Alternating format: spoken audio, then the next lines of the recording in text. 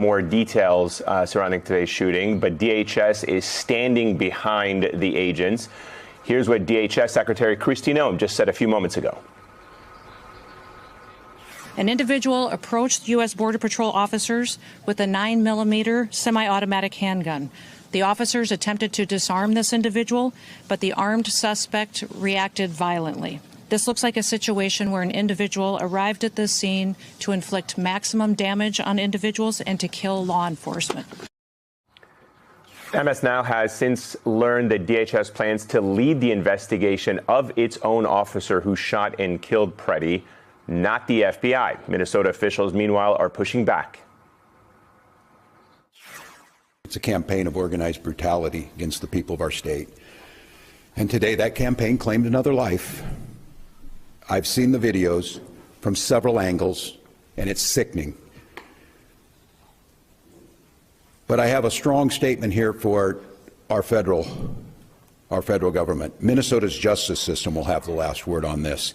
The chaos that we are seeing is caused directly by ICE, Border Control, and this federal administration. We need ICE out of Minnesota.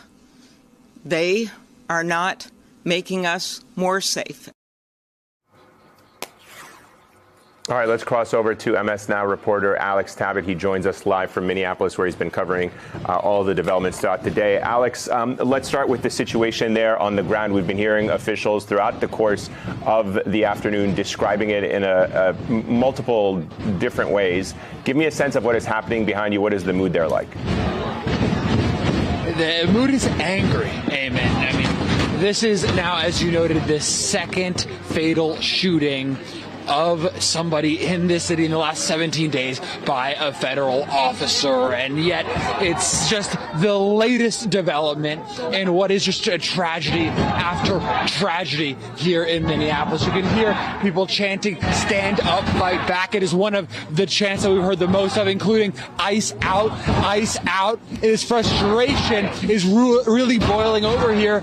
And remember, just a few days ago, a 5-year-old boy was detained by ICE. 17 days ago, Renee Nicole Good was shot and killed. This all started 6-7 weeks ago after the president called members of the Somali diaspora, some 81,000 strong, garbage, and then sent in sent in federal agents to start this Operation Metro Surge, and then sent even more agents after Renee Good lost her life. And now we see what has happened with Alex Preddy, this 37-year-old ICU nurse. Now, Eamon, I want to introduce you to two Minnesotans. They're twins who made it out here today. Talk to me about why. First off, remind me your names one more time. I'm Corrine. Corrine. And Teresa. Corrine and Teresa. Why is it so important for you guys to be out here today, and how are you processing what happened here this morning?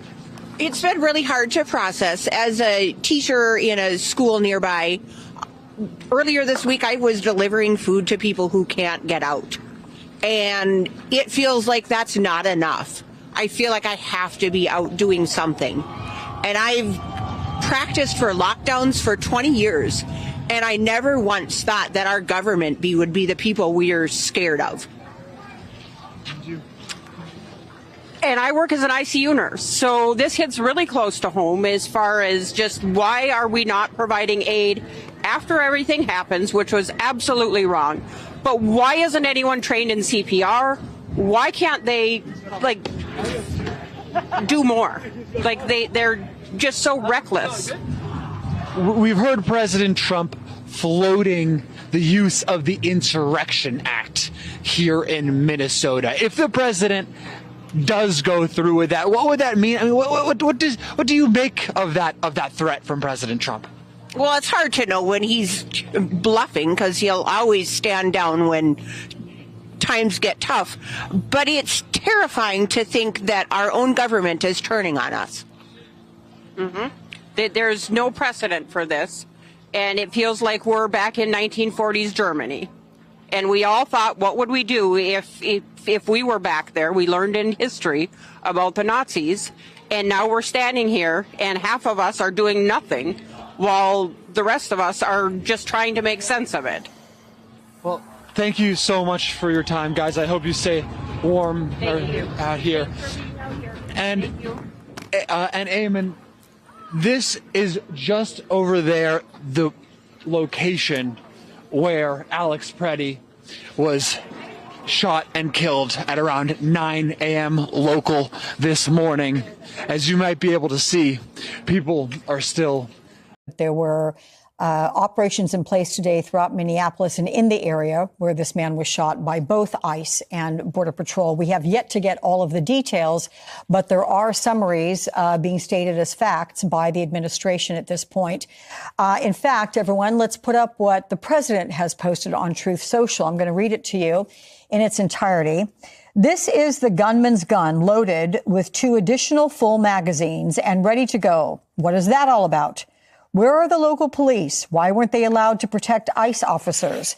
The mayor and the governor called them off. It is stated that many of these police were not allowed to do their job, that ICE had to protect themselves. Not an easy thing to do. Why does Ilhan Omar have $34 million in her account? And where are the tens of billions of dollars that have been stolen from the once great state of Minnesota? We are there because of massive monetary fraud with billions of dollars missing and illegal criminals that were allowed to infiltrate the state through the Democrats' open border policy. We want the money back, and we want it back now.